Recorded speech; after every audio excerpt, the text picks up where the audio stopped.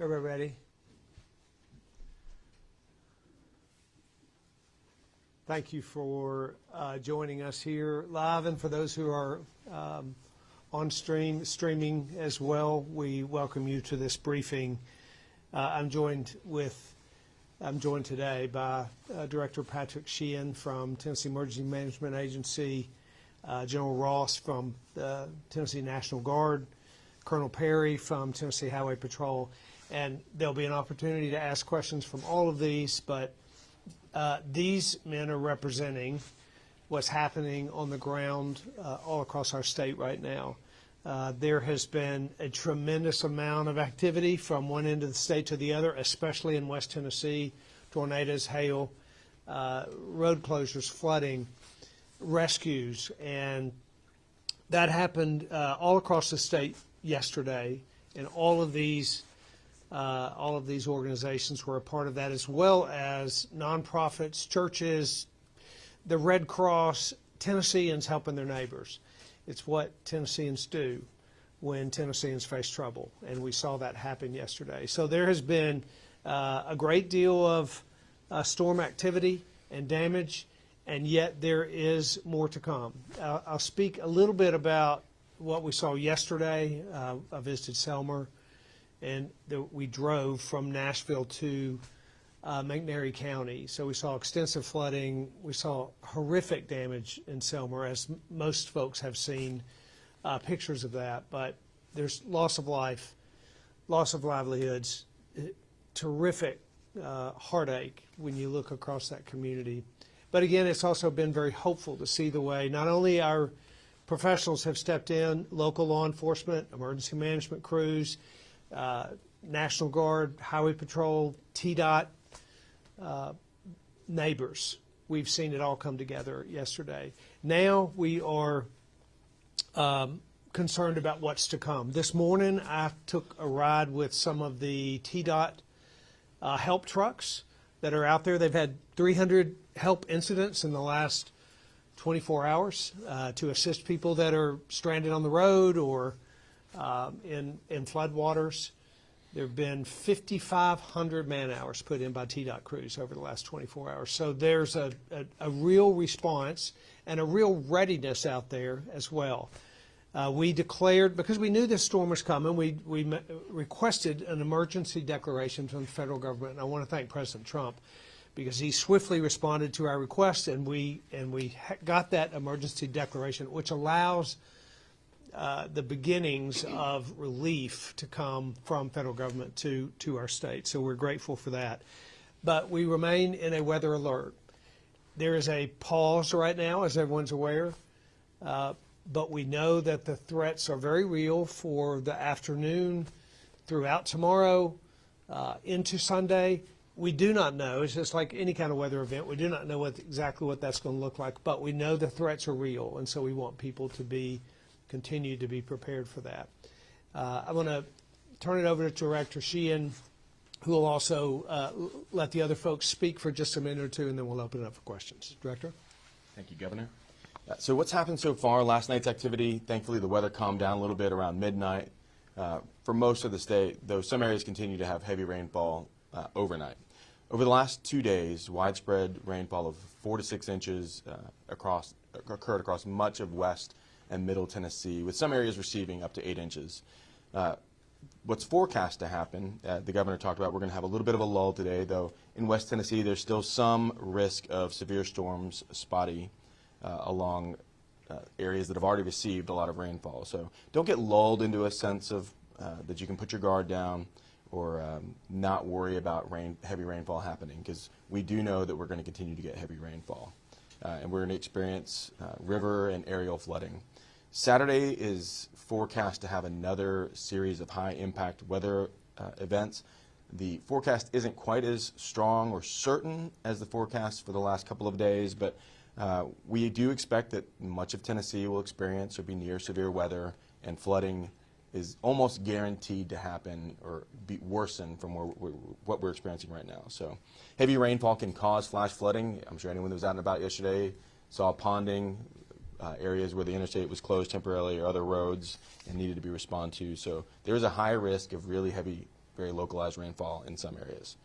Damaging winds are the main concern as far as the storms go on Saturday, and with wet ground too, people should just pay attention to trees. So storms are expected to persist throughout the day on Saturday into early morning Sunday before the system finishes moving across the state. So those strongest storms again are forecast to be Saturday afternoon into evening, and for west and middle Tennessee. The forecast continues to be uncertain and highly dependent on where the frontal boundaries end up setting up, and we'll continue to update you as we learn more about that.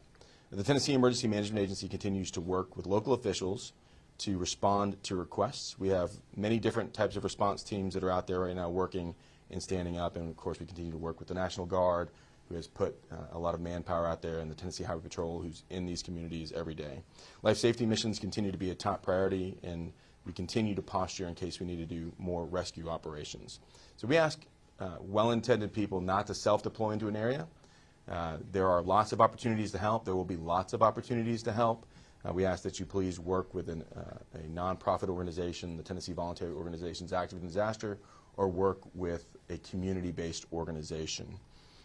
For survivors, for those that have been impacted by storms, after a severe weather event, make sure that you're safe first, and then document everything you can. Take pictures, write notes about what you've lost and how you've lost it, and report damage to your insurance adjuster, hopefully you have insurance, and to your local emergency management agency.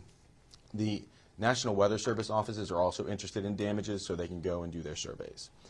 We opened the crisis cleanup hotline, so survivors can also access help cleaning their homes after the severe weather, and they can access that by calling 615-488-1875. Donations and volunteer opportunities, again, there'll be lots of opportunities to help. So in a disaster, help's always needed, and recovery for these communities is always appreciative of having that kind of help. So it's only through generous contributions of time and money that people can recover. But immediately following a disaster, there's an impetus to just send stuff. We ask that you work with and pay attention to what the communities are asking for before sending resources. And when they're ready for help, they will make sure that we know, and we'll broadcast that message and amplify it as much as we can. So to volunteer, we ask that you check opportunities from the Tennessee Voluntary Organizations Active in Disaster. That's Tennessee VOAD. You can find information on that on TEMA's webpage. And also, if you'd like to make a monetary donation, the Community Foundation of West Tennessee has established a donation fund where they'll help survivors. We'll continue to update you on the situation as it unfolds, and we continue to be at 5 weather-related fatalities confirmed. We're certain there are going to be more. Our process is deliberate, but that's where we are now. And for us, to stay up to date, you can check TEMA's webpage, tn.gov/TEMA. I'm going to turn it over to Major General Warner Ross, who will update on what the National Guard is doing now.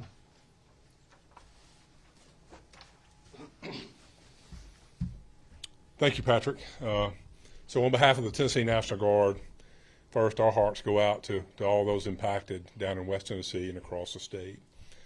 Our soldiers and airmen are in every zip code across the state, so when these events happen, just like they did last fall with Helene, and unfortunately how they have in the past month and definitely this week, we have people. These are our soldiers and airmen as well, but they're also our families and our friends, the churches, the communities that we live in.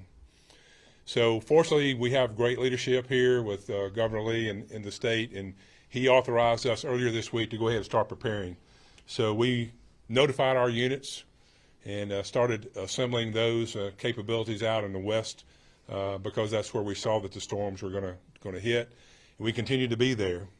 Currently, we have teams of search and rescue, high water rescue vehicles, boat teams, rotary hoist assets, all positioned to respond to West Tennessee. We have additional capabilities, sandbagging machines, things of that nature that we can respond and help our neighbors out. By pre-positioning and posturing ourselves early, that helps us to respond the quickest when we're called. We work with TEMA and a lot of federal, state partners, local partners as well. And we're prepared to support their needs when they call for us in their time of need. So our friends and soldiers can count on us to be there. Our soldiers and airmen are ready to help those friends and families. Our teams are fully equipped to train and handle the conditions and are committed to working alongside our state and local partners. We'll continue to monitor the situation, and we stand ready right now if TEMA and any of our partners call on us. Thank you. I'll turn it over to Colonel Perry from the Tennessee Highway Patrol.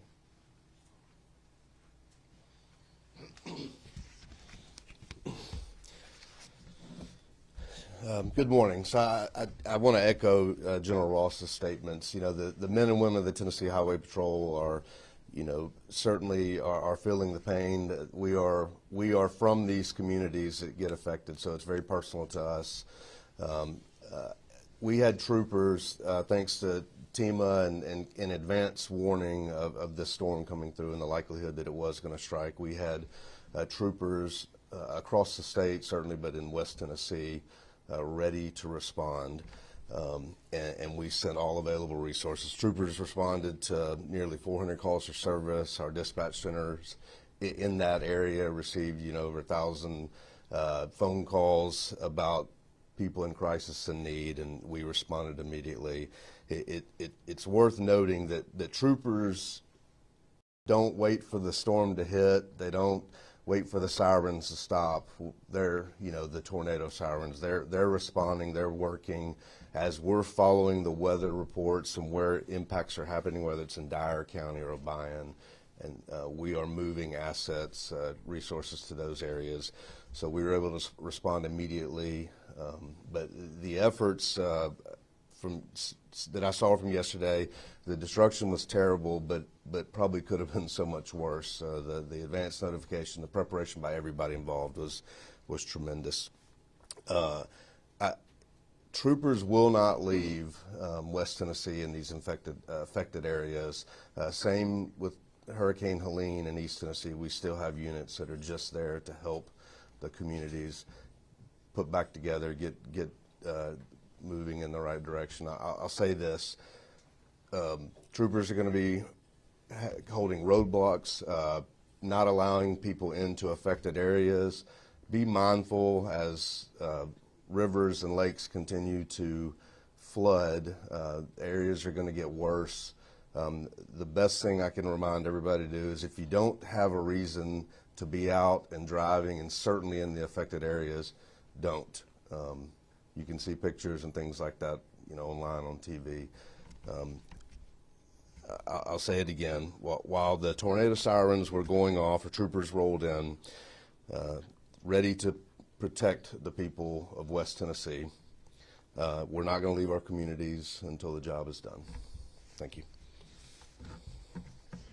Thank you, Colonel Perry, and thank you, each one of you. I think what you see here is a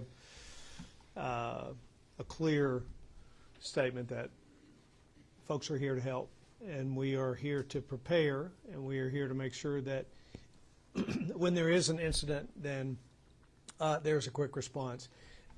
Before I answer questions, I will say one of the most important things I heard here today was that yesterday, while there was great devastation and certainly there was loss of life, the advance warning and the heeding of that warning, the response from the folks in those communities to take cover, to find shelter, to listen to look for and listen to the professionals saved a lot of lives, we believe. So let's make sure we do that over the next 48 hours.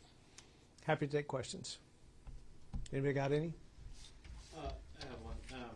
This being a 3 out of 4 day event, how are we ensuring that the crews are going to be fresh to make sure that they give the best possible efforts to help people out during this flooding? I'll speak to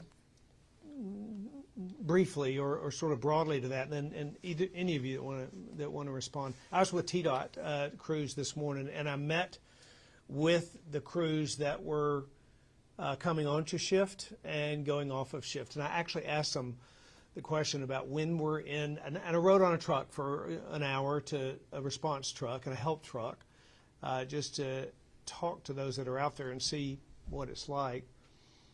We talked about rotating shifts and how it is that you remain fresh, and how it is that we make sure that we cycle in personnel so that no one has to work extensive hours. And while there are, 5,500 man hours been put in, there's a clear understanding of how those man hours should be rotated to make sure people are fresh.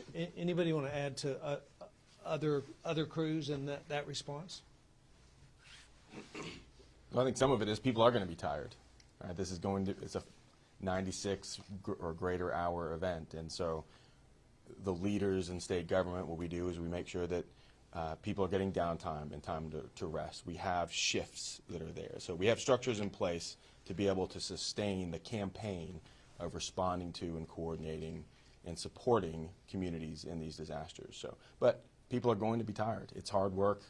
There's a lot to pay attention to, and that's just part of it. But we put standards in place to make sure that our people are safe and protected and can get the rest that they need to be able to perform well when called on.